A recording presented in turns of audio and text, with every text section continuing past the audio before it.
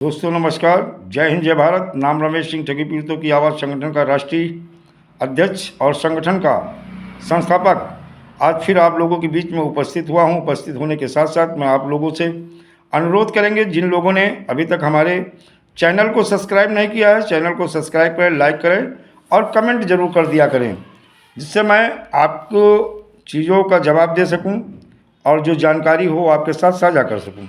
आज दोस्त मैं बजट 2019 पे ही चर्चा करूंगा। देखा जाए, पूंजी स्कीम चलाने वाले कंपनियों पर कसेगा शिकंजा, सहारा क्रेडिट समेत 10 पर होगी कार्रवाई।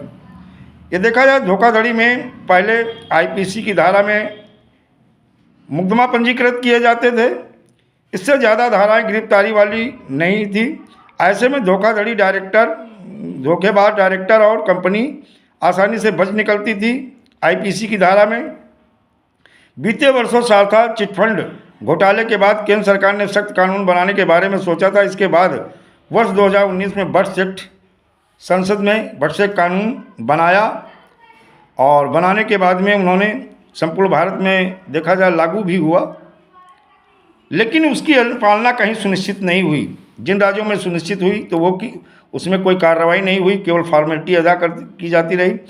और देखा जाए, उत्तराखंड में भी देखा जाए, एडीजे कानून व्यवस्था ने पूंजी स्कीम चलाने वाले कंपनियों पर शिकंजा कसने के निर्देश दिए। चर्चित सहारा क्रेडिट कोऑपरेटिव सोसाइटी समेत 10 कंपनियों के खिलाफ 10 मुकदमे में सख्त बर्ड्स की धाराएं जोड़ी जाएंगी, ऐसा उन्होंने बोला।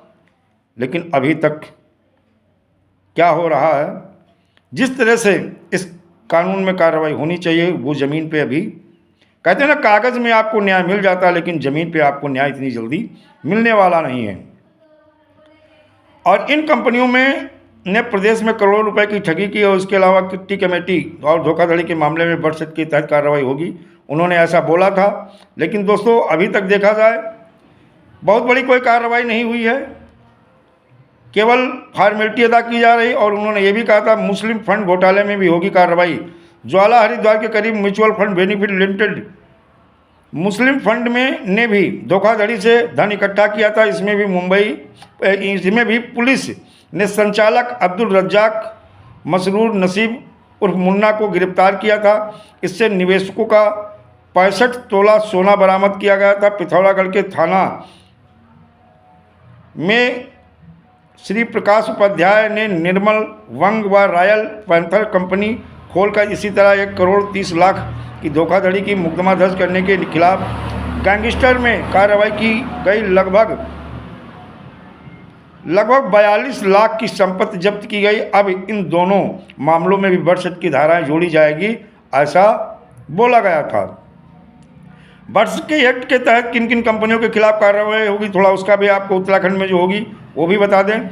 जनशक्ति multi state cooperative society, Janhit Nidhi limited, Sarvottam agro cooperative society, Sahara credit cooperative society, Hamara India society limited, Eli global finance company, Nirmal Vang व royal panther company, surmount farming India limited, Shubhottam multi trade private limited, Vidit Akshay vision Nidhi limited. इन कंपनियों के खिलाफ birds act की धाराएं सम्मिलित की जाएंगी और सम्मिलित करने के बाद में इन पे तीव्र कार्रवाई होगी, ऐसा उन्होंने बोला था। लेकिन वो स्पीड, वो जिस हिसाब से बोल दिया जाता है, कागज़ में शुरुआत की जाती है, लेकिन वो शुरू नहीं हो पाती है। दोस्तों, आज मैं बर्ड्स एक्ट पे थोड़ी और चर्चा आपसे करूंगा, वीडियो को अंत तक बने रहना, देखना। एफआईआर दर्ज होने से पहले भी संपत्ति की कुर्की का अधिकार, बर्ड्स एक्ट में जो नियमावली है, नियमावली के विषय में आज मैं बता दूं। नियमावली में स्पष्ट किया गया है कि जमा लेने वाले की संपत्ति की कुर्की अधिनियम के अधीन मामला दर्ज होने से पहले भी किया जा सकता है। जमा लेने वाले को, जैसे वेरिफिकेशन हो रहा है, पुलिस वेरिफिकेशन कहीं कहीं शुरू हुआ है, तो जैसे पुलिस पूछती है पैसा किसने लिया था, वो एजेंट का नाम ले लेता है। तो यहाँ पे थोड़ा ध्यान करने वाली चीज़ें हैं, विशेष ध्यान रखिएगा कि जमा लेने वाले की संपत्ति की कुर्की अधिनियम के अधीन मामला दर्ज होने से पहले किया जा सकेगा। हालांकि आरंभिक जांच में यह स्थापित होना जरूरी है कि वह संपत्ति अपराध कर अर्जित की गई है या जमाकर्ता के हित में ऐसा करना ज़रूरी है। बर्ड्स एक्ट की जो नियमावली है जो राज्य सरकार उत्तर प्रदेश की योगी सरकार ने बना के भेजी है, इसमें कर्ता धर्ता दोनों चीज़ें जो उन्होंने दर्शाया है, इसको लेकर के नियमावली की कापी मैंने मांगी। अगर मुझे मिल गई तो बहुत सारी ऐसी तस्वीरें दोस्तों साफ हो जाएंगी। और ये तस्वीरें कहीं ना कहीं साफ होने के बाद में अभी बर्थ एक्ट में, जैसे मेरी अलीराजपुर मध्य प्रदेश में हमारी कलेक्टर साहब से बात हुई थी, जैसे उन्होंने एजेंट को दोषी बताया, ब्रांच मैनेजर को दोषी बताया, तो कहीं ना कहीं ये डाउट करता है कि वास्तविक में, जैसे उन्होंने बताया कि अभिकर्ता दोषी है, और मेरे हिसाब से अभिकर्ता दोषी नहीं है, लेकिन वो बता रहे बर्थ सर्टिफिकेट में ऐसा प्रावधान है।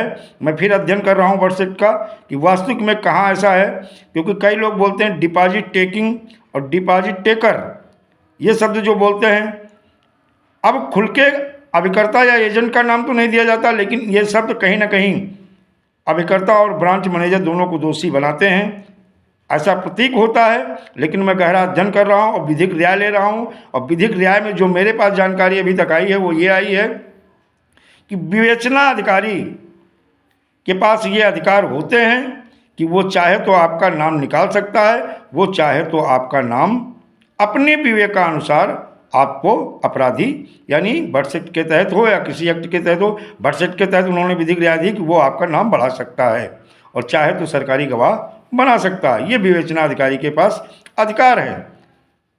तो दोस्तों मेरी नज़र बनी हुई है, मैं कुछ ऐसा, हमारी PIL भी लगने वाली है जो मंगल को लग जाएगी, और हम अपने अभिकर्ता को जैसे भी होगा, जो हमारे ईमानदार हमारे संगठन से जुड़े, मैं उन अभिकर्ताओं की बात नहीं करता हूँ जो निकम्मे हैं, जो कहीं ना कहीं केवल जानकारी तो ले लेते हैं लेकिन पीड़ित जमाकर्ताओं के भुगतान के लिए प्रयास नहीं कर रहे हैं।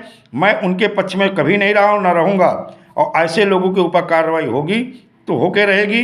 लेकिन मैं उन अभिकर्ताओं को बचाऊंगा जो बेचारे कहीं ना कहीं बहुत सारे भुगतान के लिए हर प्रयास किए, संगठन से जुड़े बहुत सारे संगठनों को उन्होंने सहयोग राशि दी, और कहते ना जैसे ठग कंपनी या क्रेडिट कोऑपरेटिव लोगों को ठगती रही चलती रही, उसी तरह कुछ ऐसे भी संगठन हैं जो ठगने का काम कर रहे हैं और पीड़ित जमाकर्ताओं के भुगतान को केवल कहते तो हैं कि मैं पीड़ित जमाकर्ताओं के भुगतान के लिए लड़ रहा हूं, लेकिन आज तक किसी पीड़ित जमाकर्ता का भुगतान नहीं करा है।